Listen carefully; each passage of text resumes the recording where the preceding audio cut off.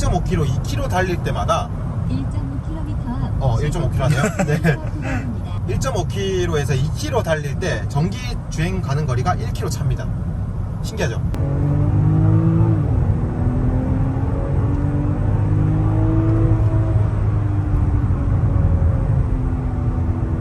보시면 브레이크를 밟았지만 RPM이 떨어지지 않아요. 그러니까 그만큼 스포츠성을 맞춰져 있는 거죠. 드라이빙 어시스턴트 프로페셔널, 반자율 주행, 그리고 디지털 계기판, 애플 카플레이, 통풍 시트, 열선 시트, 버네스카 가죽, 그리고 알루미늄 러닝보드, 사이드 스텝이죠, 에어 서스펜션, 네모난 컵홀더, 서라운드 뷰, 화면 카드 시스템 다 들어가 있어요.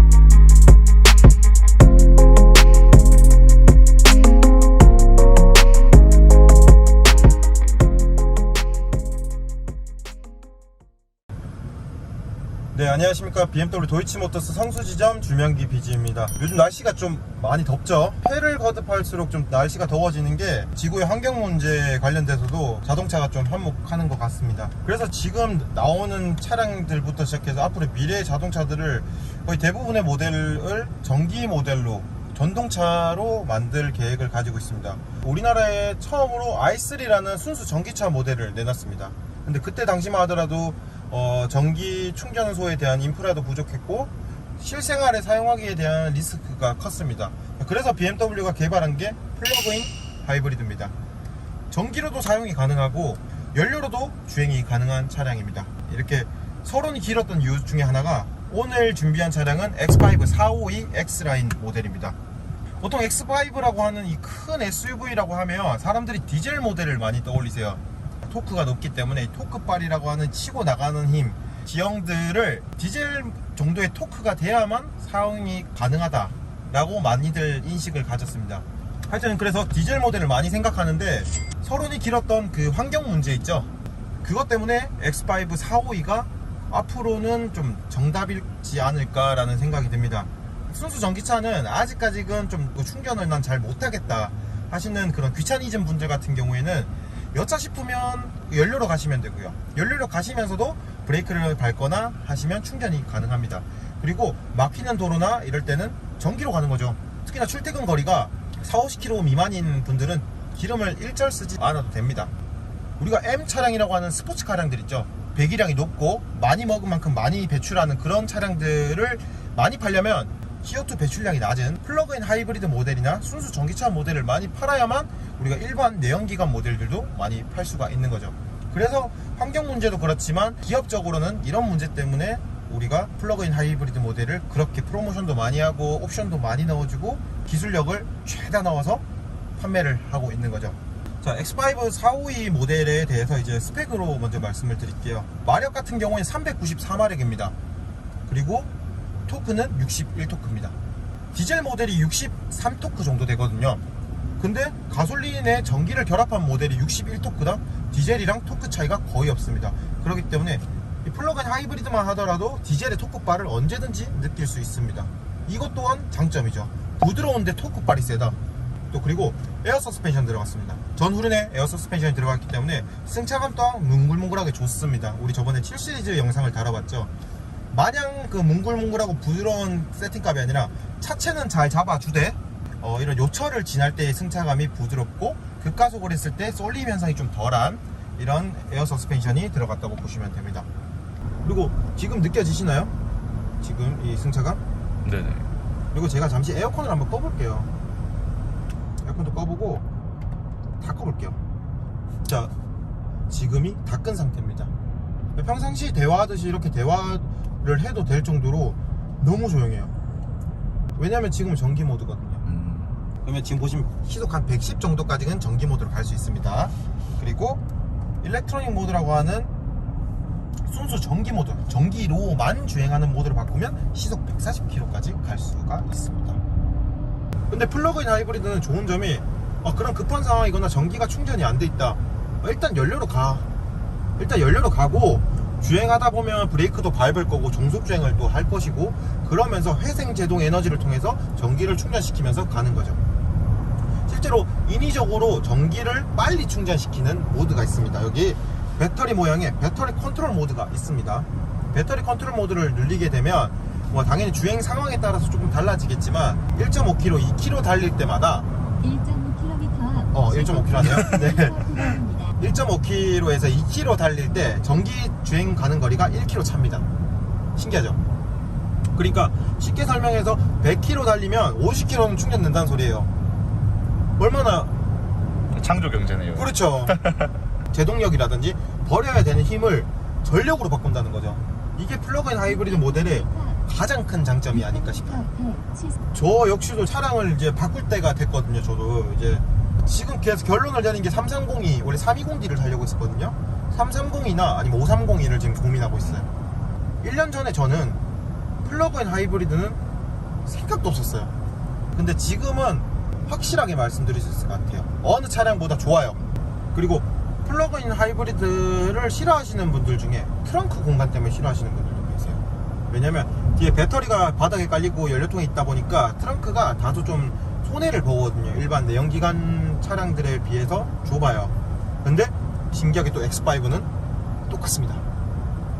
X5는 이 트렁크 하부 공간을 열어보면 텅텅 빈 공간이 있어요. 근데 그 공간에 배터리를 채워 넣었기 때문에 우리가 실질적으로 사용하는 이 트렁크 윗공간은 똑같습니다. 그러니까 골프백 4개 들어갑니다. 530E를 구매하려고 했다가 530i를 구매하셨던 대부분의 사람들은 골프백 때문에, 골프백이 마이너에 2개 들어가기 때문에 그렇기 때문에 이제 일반 내연기관으로 많이 가셨는데 X5는 그럴 걱정을 안 하셔도 된다는 거죠. 진짜 똑같이 다 들어가고 일반 내연기관 X5 30D나 40i처럼 이용이 가능하다는 거죠. 그리고 이 차량은 X라인과 M 스포츠 패키지 두 가지로 나눠져 있습니다. X라인이라고 하면 기본 등급의 차량이라고 말씀드릴 수 있을 것 같아요.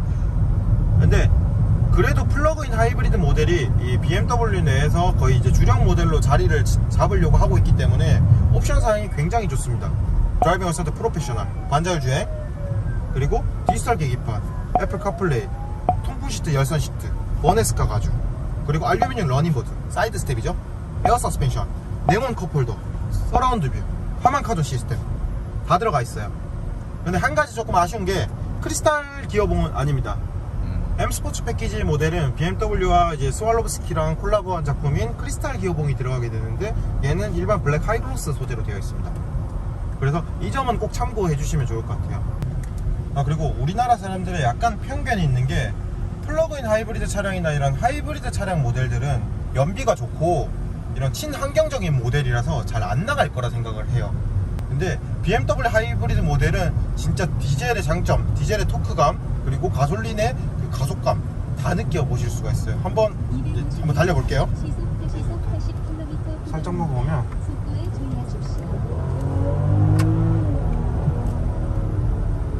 이코스트 모드가 있어요. 이부스트, 배터리 빵, 엔진 빵 쳐주는 모드가 있거든요.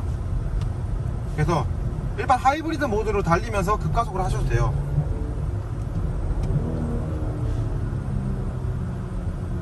굉장히 잘 나가요. 속도를 줄여주십시오. 차선 변경도 굉장히 무난하게 됩니다. 1km 앞에 시속 80km 이동 직단선 속도를 줄여주십시오. 어때요? 생각보다 근데 좀 부드러운 느낌인데요. 그렇죠, 부드럽죠. 네. 이게 에어 서스펜션 때문에 그래요. 토크감이 61토크거든요. 근데 디젤의 그 61토크 느낌이 아니에요. 배터리 같은 경우에는 시작하자마자 툭 밟는 순간 최대 토크예요. 그리고 에어 서스펜션까지 결합이 되다 보니까 정말 부드럽고 내가 치고 나간다는 느낌이 안 들 정도로 빵 치고 나가는 거죠. 일상 영역 내에서는 이 정도 퍼포먼스면 저 더할 나위 없이 경쾌하실 거예요.